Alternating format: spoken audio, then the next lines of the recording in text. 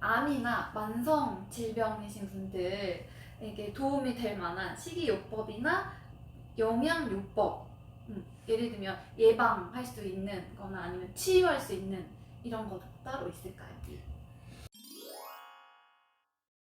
먼저 하지 말아야 될 것이 있고 그 음. 다음에 해야 될 게 있는 거예요. 네, 네. 예. 하지 말아야 될 거를 먼저 말씀드릴게요. 하지 말아야 될 거. 예. 정말 심각한 문제가 우리나라에 있는데 저는 GMO 문제가 너무나 심각하다라고 생각해요. 맞습니다. 예. GMO. 네. GMO 농법이 이렇게 본격적으로 시행되는 게 1990년대 중후반이거든요. 네. 그때부터 이제 본격적으로 GMO 농법이 시작되고 그걸로 인해서 이제 생산된 콩이라든지 옥수수라든지 이런 것들이 이제 전 세계에 수입되기 유통되기 시작하는데 네. 그러면서 이제 그런 부작용들이 많이 밝혀졌어요. 네. 예를 들어서 중국이나 러시아 같은 경우에는 법적으로 GMO를 수입하지 않게 되어 있어요. 네. 근데 문제는 우리나라는 네. 그런 법률도 없고 그래서 세계 1위예요. GMO 수입 국가 세계 1위예요. 네, 맞아요. 그것 때문에 우리나라 환자 저는 아토피라든지 뭐 비염이라든지 이런 알레르기 질환들 뭐 심지어는 자가면역 질환들 암까지 굉장히 많이 드러났다고 생각하거든요. 네. 예. 우리나라 환자들의 통계를 보면은 선천성 기형아, 네. 그 다음에 뭐 자폐증, 소위 말하는 그 ADHD 그런 환자들이 지금 요새 통계로는 거의 10명 중 1명이라고 알고 있거든요. 출생하면은 그런 문제를 가지고 태어난 사람들이 10명 중 1명이에요. 근데 저희가 어렸을 때는 전혀 그런 게 별로 없었거든요. 솔직히. 예. 뭐 한 80년대 그런 때는 그런 게 없었어요. 네. 제 기억으로는 90년대 별로 그런 게 없었던 걸로 기억하는데 갑자기 그런 폭발적으로 아토피라든지 그런 자가면역 질환들이 늘어났다라고 생각이 들고 왜냐면은 그게 임신 때부터 네. 예, 그런 영향이 있었고 출생하면서 그런 문제가 심각하다라고 봐요. 저는. 그래서 이 부분을 GMO가 어느 정도로 심각하냐면은 저 인스턴트 음식에 들어있는 그런 액상과당 이게 전부 다 GMO라고 보시면 돼요. 왜냐면 액상과당은 옥수수로 만드는 거거든요. 옥수수는 전부 다 그런 GMO 농산물이거든요. 그러니까 GMO만 하면 좋은데 또 제초제까지 쓴단 말이에요. 그러니까 그런 수입 밀가루, 네. 그 다음에 뭐 동물 사료로 쓰는 콩. 네. 그 육류가 문제가 되는 게 뭐냐면은 그런 수입 콩과 수입 그 옥수수로 만든 사료. 네. 예. 이 유전자 변형이 된 걸 먹고서 자란 네. 동물. 이게 이 고기가 이게 문제가 되는 거예요. 그쵸. 예. 예. 일단 그런 거를 이제 사실은 먹지 말아야 되는 거예요. 예. 그 다음에 또 조심할 게 뭐냐면 이건 환경적인 얘기인데요. 세입증후군 얘기 많이 들어보셨잖아요. 네. 예. 그게 왜 세입증후군에 왜 오는지 혹시 아세요? 예. 이게 이제 그 포름알데히드 때문에 그렇거든요. 네, 들어본 것 같은데. 그렇죠. 저희가 이제 이런 가구라든지 네. 예, 문, 반, 벽의 틀 이런 것들이 전부 어떻게 보면은 합판이라든지 이런 걸 써서 만들잖아요. 이 만드는 과정에 방부를 해야 된단 말이에요. 썩으면 안 되잖아요. 그래서 포름알데히드에 단 거예요, 이런 것들을. 근데 포름알데히드의 대추 성분이 이제 포름알데히드인 거죠. 이런 방부제 성분이 만들어지고 나서도 계속 나오는 거예요. 네. 방출되는 거예요. 네. 몇십 년 동안 계속 방출돼요. 네. 근데 그런 것들이 우리 몸에 들어가서 독소로 작용하고 면역계를 교란시키고 염증을 일으키고 그렇게 되는 거예요. 예. 일본 같은 경우는 90년대에 그런 문제를 겪어서 법적으로 그런 친환경 목재만 쓰게 되어 있었어요. 그래서 동남아시아에서 목재가 수입되면서 좋은 품질의 목재는 다 일본으로 가고 하품은 다 우리나라로 오는 거예요. 그래서 지금 그런 현실이 있어요. 정말 안 좋은데. 그래서 사실 그 소위 말하는 세습증후군이 네. 있는 거예요. 그래서 먼저 이런 것 때문에 병이 오기 때문에 이걸 피해야죠. 최대한. 네. 저희 한의원 같은 경우도 이 벽지가 친환경 벽지예요. 일부러 제가 일부러 그렇게 만들었어요. 네. 이런 접착제라든지 그런 성분도 최대한 친환경 소재로 썼고 이 벽지 자체가 그런 접착 성분이 나오지 않게 만드는 거거든요.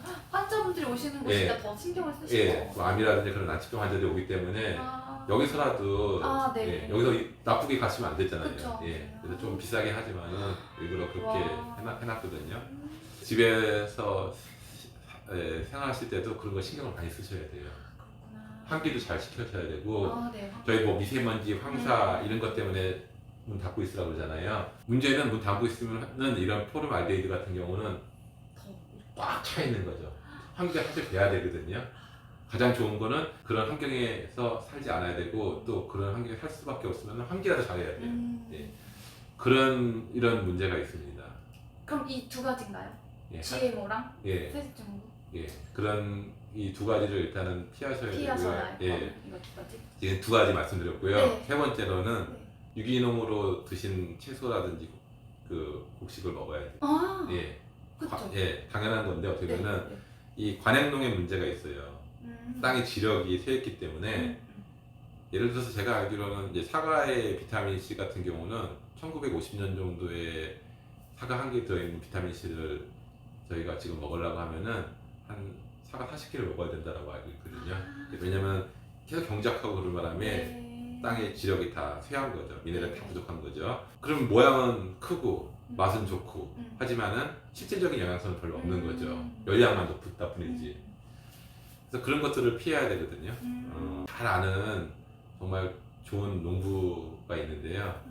이분께서 자기 밭을 보여주시고 또 다른 사람 밭을 보여주셨어요.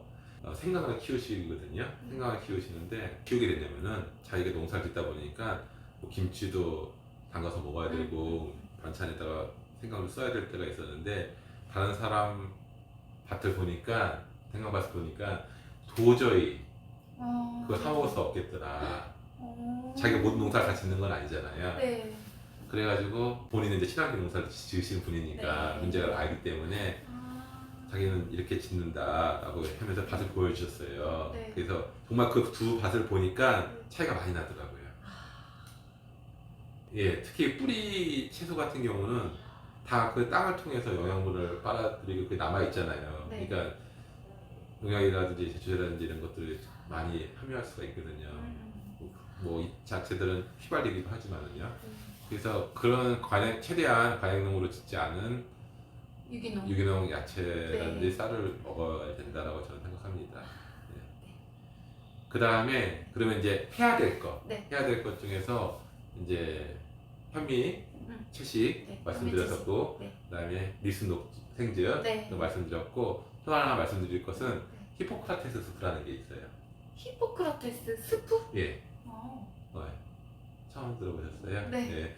그리스 의사가 중에 이제 히포크라테스라는 사람이 있었어요. 네, 히포크라테스 선서. 그렇죠. 이건 들어봤는데 예. 스프는 처음 들어봤어요. 처음 들어봤죠. 네. 근데 사실은 그 선서는 많이 알지만은 네. 더 중요한 거는 히포크라테스 스프예요. 스프. 이 네. 그리스 의사는 만성병, 난치병에 식이요법을 적극적으로 하는 사람이에요.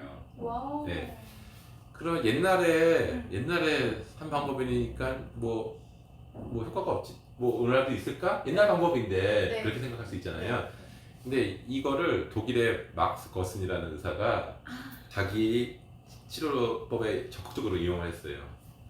폐결핵이라든지 암 치료할 때 이 히포크라테스 스프라는 방법으로 환자들한테 식이요법을 처방한 거예요. 거슨요법. 예, 막스 거슨 요법 중에서 히포크라테스 스프 방법으로 식이요법 방법을 치료를 한 거예요. 네. 예. 그래서 이거 서양식이죠. 네. 서양식으로 해서 야채들을 깍둑 썰기 같은 거를 이렇게 쭉 해서 물 없이 네. 유리 냄비라든지 네. 이런 사기 그릇 같은 데다가 끓이는 거예요. 뭐 양파라든지 네. 당근이라든지 이런 것들을 끓이는 거예요. 네. 그래서 그거를 이제 식사 대용으로 먹는 거죠. 네. 근데 이제 저희는 이제 한국적인 방법으로 현미 같은 거를 넣었을 수도 있고 네. 이런 밀순즙을 넣을 수도 있고 이제 몸에 그 뭐 비타민과 파이토케미칼이 많은 그런 야채들을 다 네. 넣어가지고 네. 이게 죽처럼 만들어서 먹는 방법이 있죠. 그러면은 뭐든 상관이 없나요? 이런 것들 다? 뭐 이제 효능에 따라서 예를 들어서 네. 샐러리, 파슬리, 네. 뭐 밀순, 네. 양파, 당근 뭐 이런 것들을 주로 넣으라고 하죠. 같이 섞여도 다 상관이 없는 상관이 거예요? 없어요. 네. 그게 이제 해독 효과가 굉장히 좋거든요. 염증 제거 효과도 굉장히 좋고 그다음에 식이섬유가 많기 때문에 네. 또 이 장 건강에도 굉장히 좋고. 그럼 이게 히포크라테스 스프가 어떻게 보면 그건가요? 예전에 유행했던 마녀 스프라고 하나?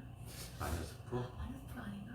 그거 야채 스프? 야채 스프인데 막 이렇게 끓여가지고 막 예. 먹는 거. 예, 그런 거일 거예요. 그게 비슷한 건가요? 예, 이 레시피는 뭐 많이 뭐 인터넷 검색만 해도 많이 나오고 아, 뭐 제가 쓰는 방법도 있고 예. 쓰는 방법을 알려주세요. 예, 제가 쓰는 레시피 제가 아, 본 레시피가 있거든요. 알려주실 수 있어요? 예, 알려줄 수 있죠. 감사합니다. 우리 구독자분들을 예. 위해서 한의사 우리 원장님께서 직접 사용하시는 레시피를 공개해 주셨어요. 예. 제가 올려드릴게요. 예. 와,